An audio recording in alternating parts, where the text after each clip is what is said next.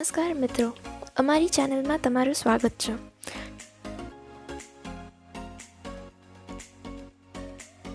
લીમડો એક ચમત્કારી વૃક્ષ માનવામાં આવે છે.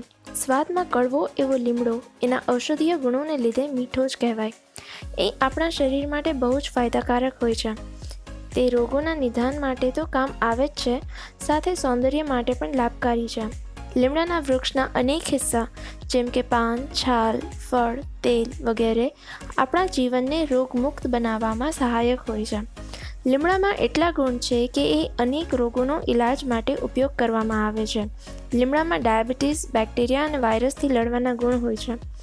લીમડાના ડાળખા, મૂળ, છાલ અને કાચા ફળમાં શક્તિવર્ધક અને રોગથી લડવાના ગુણ પણ હોય છે. આની છાલ મલેરિયા અને ત્વચા સંબંધી રોગોમાં ઘણી ઉપયોગી હોય છે. આના પાનમાં રહેલા બેક્ટેરિયાથી લડવાના ગુણ છાલા, ખીલ, ખરજવું, એક્ઝેમા વગેરેને દૂર કરે છે. તો ચાલો વિસ્તારથી આના ફાયદા જોઈ લઈએ. દાજિયા હોય કે ફોડલાઓ માટે લીમડો કોઈ વરદાનથી ઓછું નથી. દાજિયા હોય ત્યારે લીમડાનું તેલ અથવા એના પાનને પીસીને લગાવવાથી આરામ મળે છે. એમાં એન્ટિસેપ્ટિક ગુણ હોય છે, એટલે વાગ્યું હોય ત્યારે લીમડાનું તેલ લગાવવાથી ટિટેનસનો ભય નથી રહેતો. આની સિવાય તમે ફોડકી કે ફોડલાઓની સમસ્યાથી બચવા માંગતા હો તો લીમડાના પાન, છાલ અને ફળોને બરાબર માત્રામાં લઈને પીસી લો. હવે આ પેસ્ટને તમારી ચામડી પર લગાવો. આનાથી ફોડકી, ફોડલાઓ તથા ઘાવ જલ્દી મટી જાય છે. લીમડાના પાનને પાણીમાં ઉકાળીને તે ઠંડુ કરી એ પાણીથી મોઢું ધોવાથી ખીલ દૂર થાય છે. કમળામાં પણ લીમડાનો ઉપયોગ ફાયદાકારક હોય છે. રોગીને લીમડાના પાનના રસમાં સૂંઠ ભેળવીને દેવું જોઈએ, અથવા તો 2 ભાગ લીમડાના પાનનો રસ અથવા છાલનો ક્વાથ અને 1 ભાગ મધ ભેળવીને પીવાથી કમળાના રોગમાં ફાયદો થાય છે. લીમડો પથરીમાં પણ ઘણો લાભદાયક છે. પથરીની સમસ્યાથી બચવા માટે લગભગ 150 ગ્રામ લીમડાના પાનને 1 લીટર પાણીમાં પીસીને ઉકાળી લો. આ પાણીને સાધારણ થવા પર પી લો.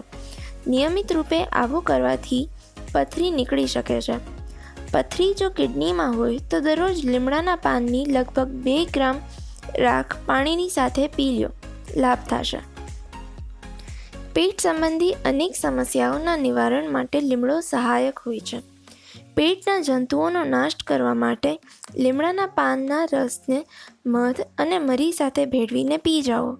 લીમડાના ફૂલને મસળીને ગરમ પાણીમાં નાખી ગાળીને પી જાઓ. આનાથી કબજિયાત દૂર થશે. લીમડાના પાનને સૂકવી ખાંડ સાથે ખાવાથી ઝાડામાં આરામ મળે છે. લીમડો ડાયાબિટીસ અને કોલેસ્ટ્રોલના નિયંત્રણમાં પણ મદદગાર હોય છે. લીમડો ડાયાબિટીસની રામબાણ દવા છે.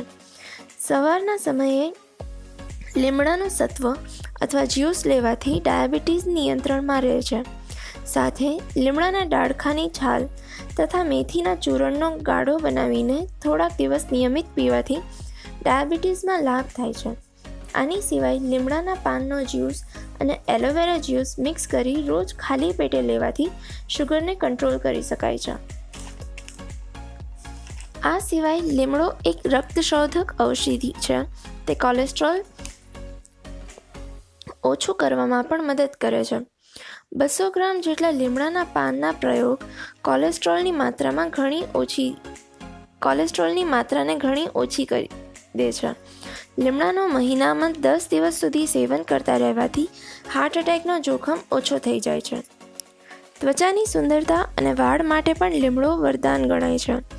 લીમડાના પાનનો રસ પીવાથી લોહી શુદ્ધ થાય છે, જેનાથી ચહેરાની ચમક વધે છે.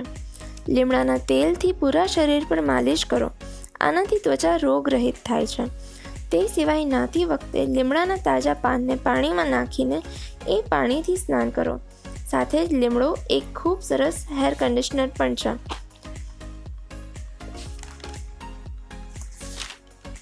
લીમડાના પાનને પાણીમાં ઉકાળી તેને પીસીને એક પેસ્ટ બનાવો. આ પેસ્ટને મધ સાથે વાળમાં લગાવવાથી ડેન્ડ્રફની સમસ્યા ખતમ થાય છે અને વાળ મુલાયમ અને ચમકીલા પણ થાય છે. આવા અનેક સરળ ઉપચાર માટે અમારી ચેનલને સબસ્ક્રાઇબ, લાઇક અને શેર કરો. આવા અનેક ઘરેલું આયુર્વેદના સરળ ઉપચાર માટે અમારી ચેનલને સબસ્ક્રાઇબ કરો. અને આ વિડીયોના પ્રયોગો તમને ઉપયોગી લાગતા હોય તો વિડીયોને લાઇક કરી શેર કરજો. તમે સહુ તંદુરસ્ત અને નિરોગી જીવન જીવો તેવી પ્રભુને પ્રાર્થના સાથે નમસ્કાર.